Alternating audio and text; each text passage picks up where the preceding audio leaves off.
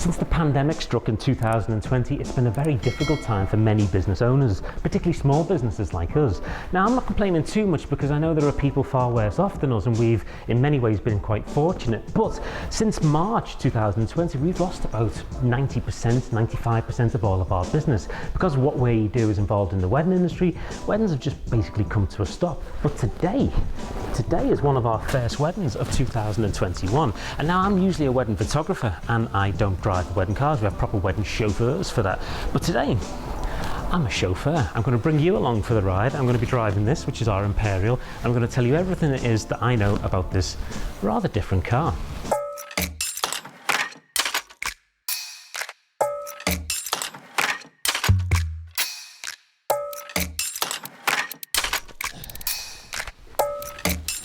The first thing to do is give it a polish.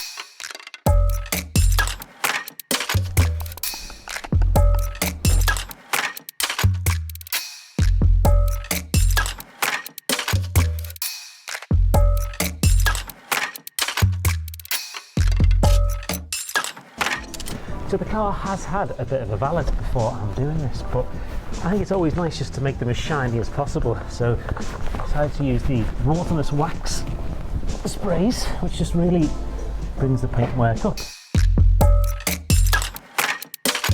One of the impacts of COVID has been that we usually have somebody that comes into the office every Thursday and cleans and valets all of these cars and does like little bits of maintenance on them and just ensures that they're all in tip-top running condition. But they've not really been used very much at all since March, April last year. And I think whereas they'd usually be out on a few hundred jobs in the year, I think they've probably been out no more than 10 times, which is problematic because, as many of you know, the longer that cars are sat doing not very much, they tend to get a little bit broken.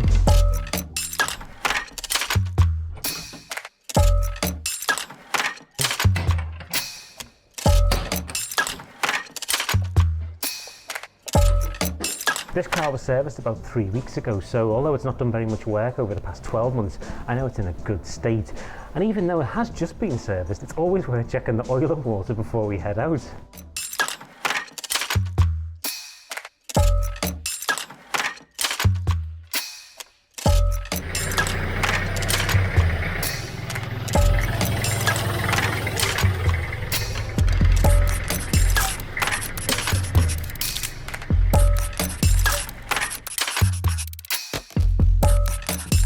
Right then, so all the checks are done, nice and clean. I know where I'm going. Hit the road. Oh, safety belt.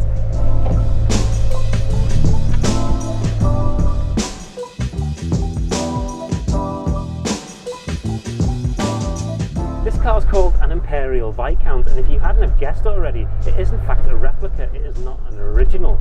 We did a garage tour film a few weeks back in our garage, and I showed you around all the vehicles and explained why I think running replica vehicles like this is somewhat of a bonus over traditional classic cars, authentic cars, mainly because the repairs on vehicles such as this are so quick, so easy and relatively cheap to do, whereas our older 1988 Daimler, it's a bit of a bugger to get work done on it because parts aren't always available and they need to be reconditioned, and it's a lot more expensive to do.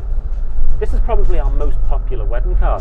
I think it's a combination of the vehicle's looks, the colours, that really attracts brides and grooms to the vehicle. Although it is quite traditional, it also has a modern kind of vibe to it, which I think is why it's popular. Although driving this vehicle isn't the most comfortable thing on earth. The seats are so upright that your back is aching after about 30 seconds of driving it. The engine's very, very loud, and sometimes the speedometer doesn't work and you have to give it a little knock. But it's not too much of a problem because there's a really annoying rattle in the dashboard that once you get to 40 miles an hour, it gets increasingly worse, up to the top speed of 45 miles an hour. So if the speedometer isn't working, it's not too much of a problem.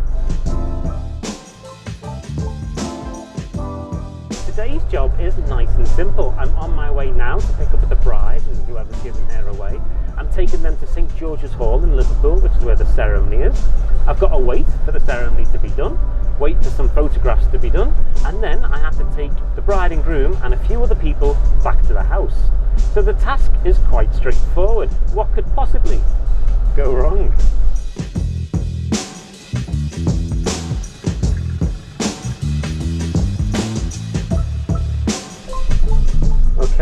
think this is our first pickup. Right, time to get the mask on and knock on the door and make sure we're at the right place.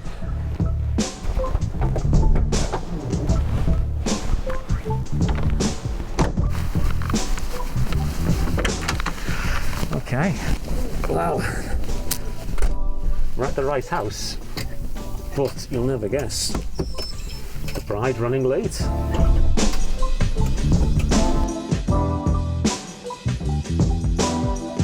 All ready then? Happy to go?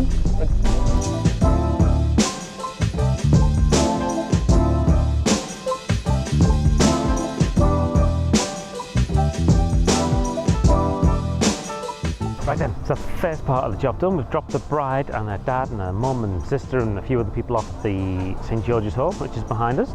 I've got to wait now for the ceremony to be done. But whilst I wait, I might just give you a little tour of the car.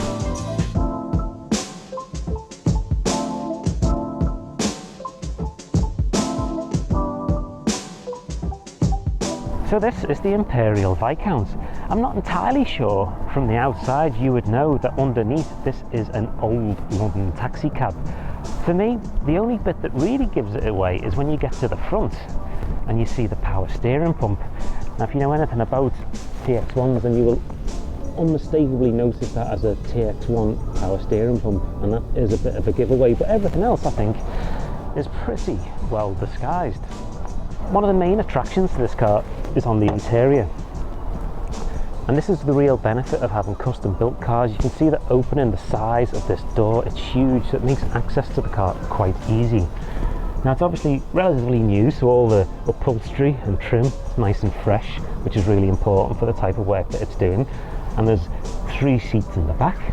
This is another giveaway to its taxi heritage when you see these seats that fold down. It does resemble the old taxis. And then we have lots of little touches like this ice bucket for champagne, a mirror, and on the opposite side there's another mirror. This hood drops down really quickly, which is really useful. And then there's little things like storage under the seat. So instead of leaving your belongings on the back seat, you can hide them away under the seat. There are some things that could potentially be done a little bit better. The wheels, the spoke wheels, are in fact plastic, but it's only when you get quite close to them that you notice this.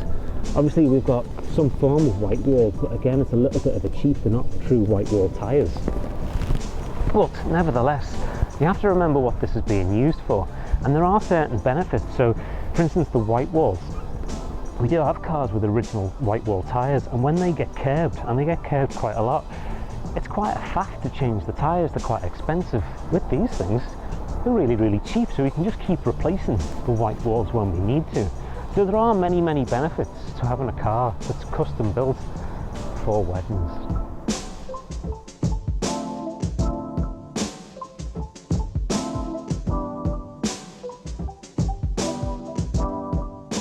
So that's a little tour of the Imperial. Don't get me wrong, I would love a fleet of classic cars, of traditional old school Rolls Royces and Daimlers, but the idea of sending those cars out every week as workhorses and having to have them repaired when they get damaged, when they break down, just scares the life out of me. So I'm more than happy to stick with these cars. A car like this costs around 30 grand to buy, so when compared to a classic from the 20s, 30s or 40s, it's substantially cheaper. But as I keep saying, the main attraction to owning this instead of a classic in your wedding fleet is that it costs so much less to keep this on the road than what it would do a classic.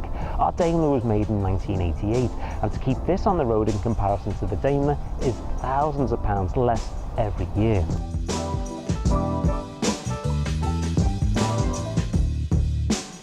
This car was designed by a chap called John Barlow, and he really knows what he's doing when it comes to cars like this. He started back in the early 80s with a car called the JBA Falcon, and from there he moved on to what I think is possibly the best wedding car ever made. It's the Royal Windsor. I would love one of these cars. They just look timeless and classic, and it's definitely one that we need to add to our fleet at some point in the future.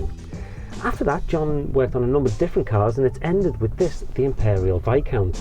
I believe John's now retired, but I would love to visit him at some point and make a little film on his journey and his story.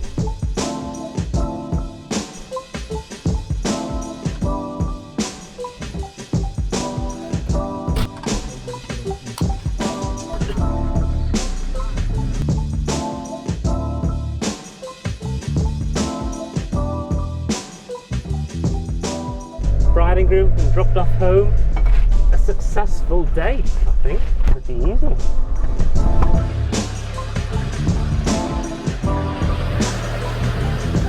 Now it's worth saying that the Imperial is built on a TX1, and the TX1 was introduced in 1997, and that replaced the outgoing FX4. The FX4 and the TX1 share the same engine. It's a diesel Nissan engine and it's bulletproof apparently. The FX4 is a bit of an icon in British motoring. It's so legendary, and I think one of them would look really cool transformed into a wedding taxi. Maybe that's something that we could do on the channel at a later date. Now this particular engine has served its life on the streets of London, and it's done in excess of 400,000 miles. But when they come to build the Imperial, they replace and refurbish a lot of the parts, so I'm told there's still life in the old dog yet. Well, thanks for watching today's content, and I know it's been a little bit different to what we usually do on the channel, but please help support the channel by liking and subscribing, and we'll see you next week.